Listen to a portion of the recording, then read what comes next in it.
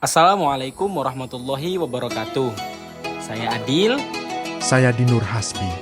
Kami mahasiswa kedokteran Fikia Universitas Airlangga.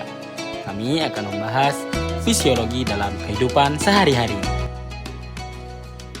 Bayangkan matahari padang Arafah tepat di atas kepala. Panas menyengat kulit, lalu menetes deras, dan rasa gerah mulai menyelimuti tubuh. Bagi jutaan jamaah haji, kondisi ekstrim ini menjadi tantangan nyata di tengah kekhusyukan ibadah. Di balik rasa panas yang hampir membakar, kulit kita sebenarnya sedang bekerja tanpa henti.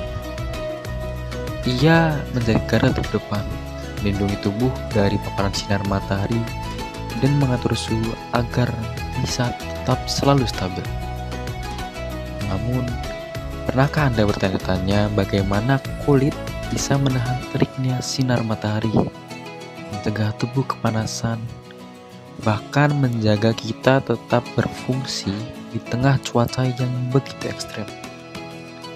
Memahami peran kulit bukannya penting bagi kesehatan para jamaah haji, tetapi juga membuka mata kita tentang betapa canggihnya mekanisme tubuh manusia dalam bertahan di lingkungan ekstrem. Di video ini kami akan mengulas bagaimana kulit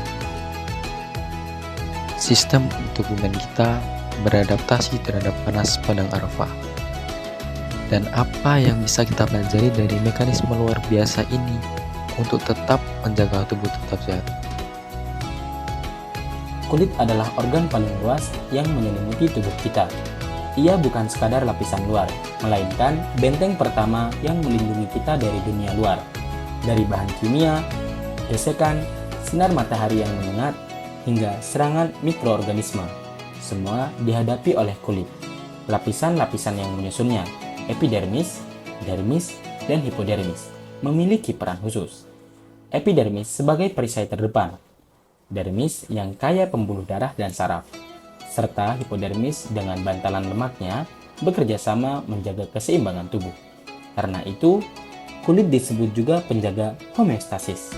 Ia melindungi, menyerap, mengekskresikan, merasakan, mengatur suhu, hingga membantu membentuk vitamin D. Salah satu fungsi terpenting kulit yang sering diuji, terutama saat ibadah haji, adalah kemampuannya dalam melindungi kita dari paparan sinar matahari. Sinar ultraviolet atau UV dari matahari adalah ancaman yang paling nyata. Untungnya tubuh memiliki mekanisme alami, melanosit. Sel-sel khusus ini terdapat di lapisan basal epidermis dan menghasilkan pigmen pelindung bernama melanin, di mana melanin ini bekerja seperti payung mikroskopis yang menutupi inti sel, menjaga DNA dari kerusakan akibat radiasi UV. Saat sinar matahari mengenai kulit, melanosit melepaskan melanin ke keratinosit di sekitarnya, sehingga kulit tampak lebih gelap. Proses yang biasanya kita kenal sebagai tanning. Inilah pertahanan alami agar matahari genetik tidak rusak. Namun jika fungsi ini terganggu, ancaman serius seperti keganasan kulit tidak bisa kita hindari. Menariknya, melanosit memiliki ritme tersendiri. Pada epidermis, aktivitasnya berlangsung terus-menerus.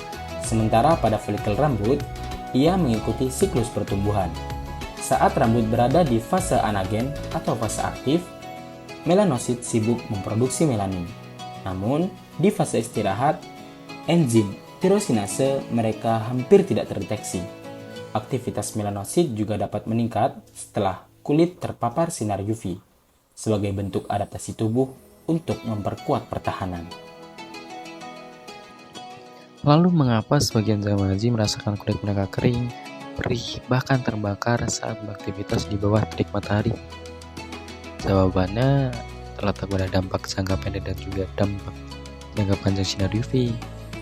Paparan UV mampu menembus lapisan kulit terdalam Mana ini masalah DV ini stimulasi profesional ya, tetapi jika berlebihan, ia mampu merusak kolagen, mampu menyebabkan mata yang menggumpal, bahkan memicu dari iritasi, di mana efeknya adalah kulit tampak memerah, rasa panas, bahkan seperti terbakar.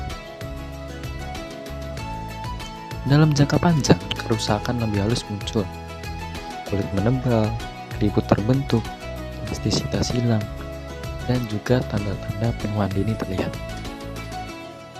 Tidak hanya itu, sinar UV juga meningkatkan pembentukan reaktif oksigen spesies atau ROS, di mana ROS ini adalah radikal bebas yang dapat menghancurkan lipid, protein, dan juga DNA dari sel.